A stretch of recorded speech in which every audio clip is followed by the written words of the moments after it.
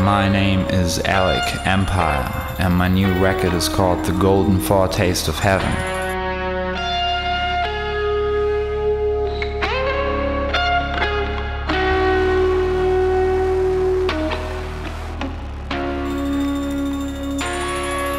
Yeah, the story of my record, The Golden Foretaste of Heaven, is really a story of change in a way. I've really changed the sound that I was known for by many people. Very often people categorized me into making the hardest records on the planet. But there was always a strong other side to everything I did. I did many experimental electronic records. I did many collaborations with all kinds of musicians from all types of genres. So I really wanted to bring out that other side of me.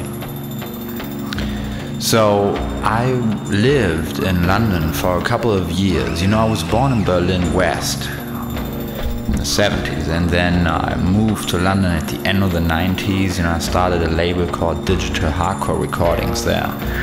And my band, Atari Teenage Riot, was like the leading band on that label.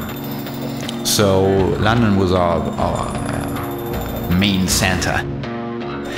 So I moved there and was involved in the music scene there a couple of years. And then when I did a record called The Futurist, which was a very kind of like rock type record, I came across Berlin again. And I felt it was really liberating, that the atmosphere in the city, because I didn't like so much the atmosphere in London, which seemed like the music scene is so overshadowed by its past and by the traditions of rock music, and it feels like very backwards to me. And that wasn't an environment that felt very good to make music in. So Berlin is really in the center of Europe in a different type of way. It's not so much looking towards America. It's, people come from Russia and in Eastern Europe meet in Berlin, and it's a very kind of new kind of atmosphere I found there. Strong underground scene, a very strong electronic music scene. And to me, it didn't feel like coming back home to the city where I was born, because the architecture had changed so much and there were so many new people. It felt kind of really strange. It was like some stuff I know very well and other stuff I don't know at all. So very exciting. We soon after I moved there started a new production company called the Hellish Vortex. And I started making the record, The Golden Foretaste of Heaven. I wanted to capture that new atmosphere. I wanted to move away a bit from that typical digital hardcore sound I was known for.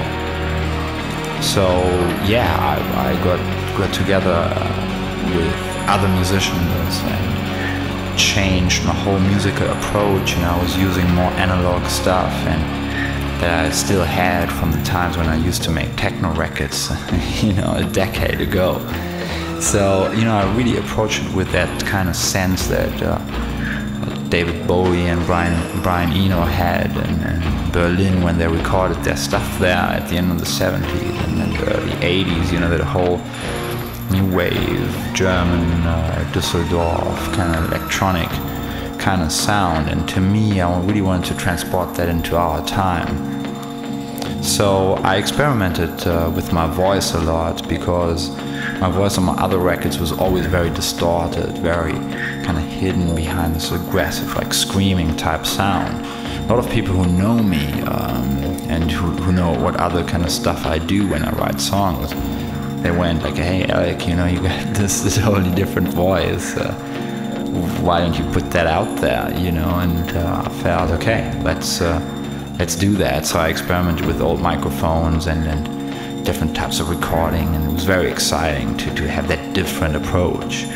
I avoided a lot of digital tools. I was kind of like getting bored of that. So You know, some stuff I just recorded with a tape machine, analog tape machine, and these old synthesizers. I bought this Russian synthesizer, and you know, that was also used in many old like science fiction films. And to me, I wanted to, on one side, this very ice cold electro sound, which is very much Berlin, you know, but on the other side, very warm kind of feel to it. You know, I think you can see that in tracks like 1,000 Eyes or Ice, or in maybe No New York, or Why, you know, that last song on the record.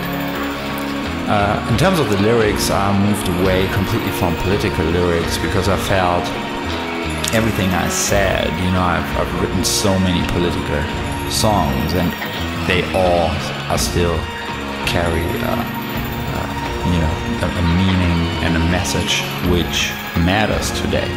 You know, to me the political situation hasn't changed much.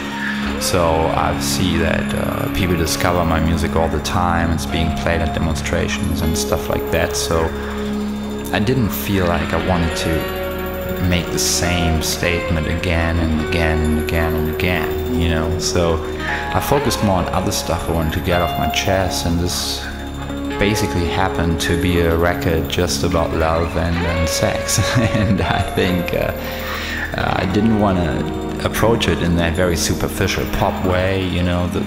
I think most of the time when people write songs like that, it's very simplified, and when I basically feel like that, I don't, you know, feel so much more, and I think it's so much more complex. So, you know, there's like very different types of like lyrics on this record.